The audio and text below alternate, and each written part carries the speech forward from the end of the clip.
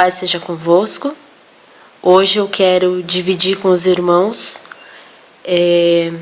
alguns pontos aos quais hoje, depois de passar tudo que eu passei, de um divórcio, de um segundo casamento, eu quero passar para os irmãos e para as irmãs pontos aos quais eu vi que eu errei e que eu poderia ter buscado em Deus a solução para esses problemas e que não teriam ocasionado no meu divórcio e no meu segundo casamento. Quando eu estava casada com o pai da minha filha, no meu primeiro casamento, a convivência, quando nós fomos morar juntos, quando eu digo nós fomos morar juntos, foi depois de casado, porque nós namoramos, noivamos, casamos, tudo certinho, para depois nos casar. Então, quando nós, depois de casados, fomos morar juntos, dois mundos dividindo o mesmo teto, dois mundos se difundindo, morando no mesmo teto, eu acredito que, com suas exceções, mas a maioria dos casos, nem sempre é fácil. Cada pessoa tem uma criação, cada pessoa tem um costume, e do nada, dois desconhecidos morando debaixo do mesmo teto, praticamente 24 horas por dia. Quando eu digo dois estranhos, é porque quando a gente namora, quando a gente está noivo, nós conhecemos as boas partes, nós conhecemos a pessoa já tomado um banho, a pessoa arrumado, a pessoa às vezes com fome se esquivando de comer para dizer que a mulher, que ela não come muito. Isso aconteceu no meu caso.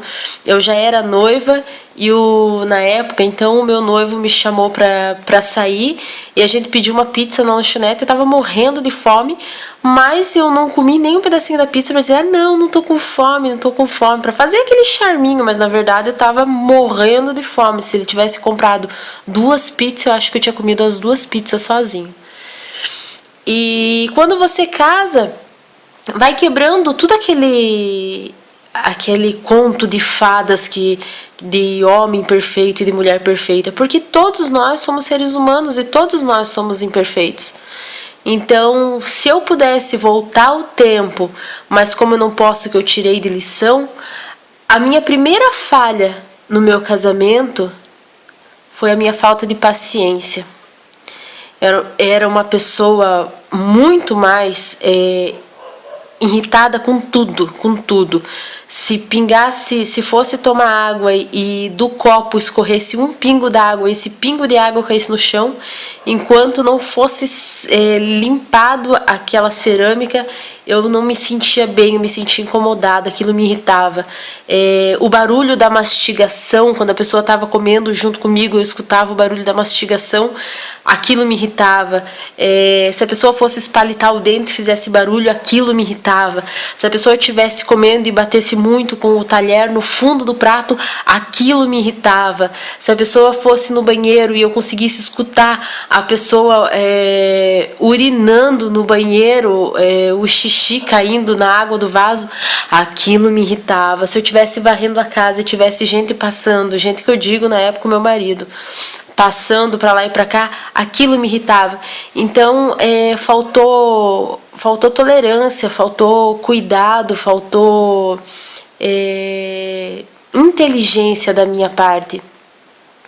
No meu primeiro casamento eu ainda não era cristã, foi logo no finalzinho do meu casamento que eu já havia me convertido. Mas o meu primeiro marido, ele nunca foi uma pessoa assim ruim, nunca foi... O ruim dele, hoje eu digo, é que ele foi liberal demais.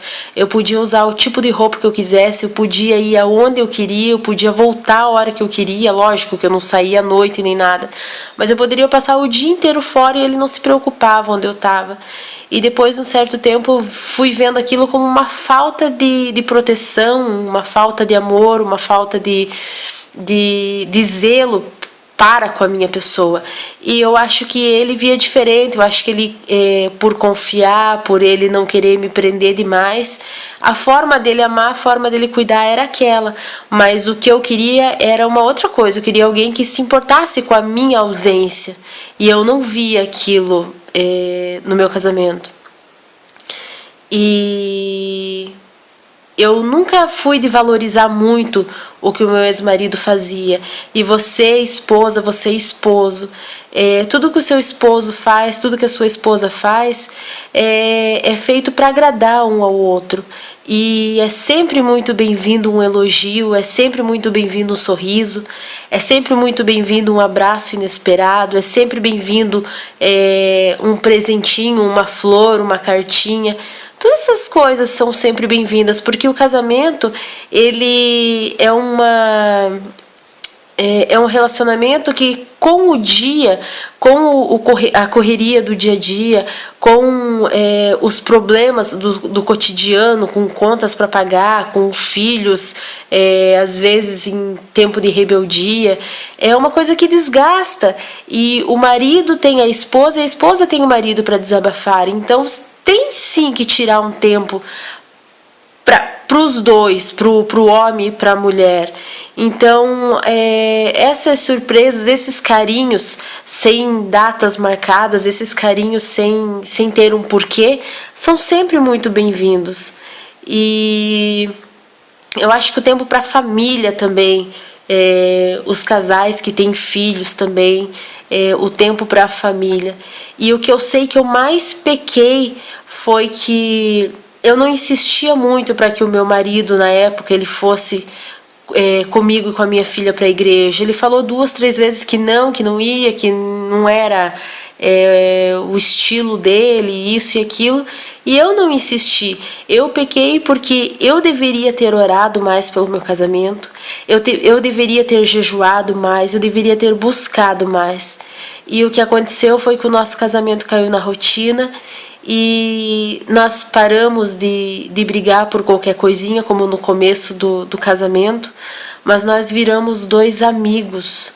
Não que um casal não possa ser amigos, eu acho que primeiro de tudo o casal tem que ser amigo sim, para que um venha desabafar com o outro, para que um venha ser confidente do outro. Mas o relacionamento tem que ter também o relacionamento homem-mulher. E no meu casamento faltou isso, tanto por descuidado da minha parte como do meu ex-marido. E foi aí que eu me senti carente e foi aí que aconteceu tudo que não deveria ter acontecido. Então, você, minha irmã que está me ouvindo, você, meu irmão que está me ouvindo, valorize a pessoa que está ao seu lado.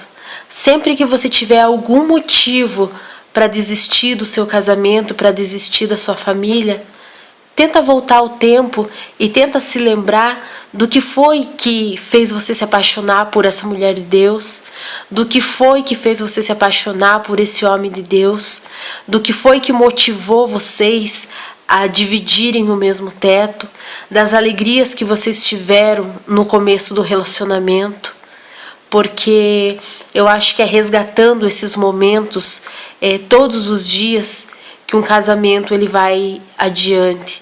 Um casamento ele é feito de altos e baixos e a família ela precisa dessa estrutura.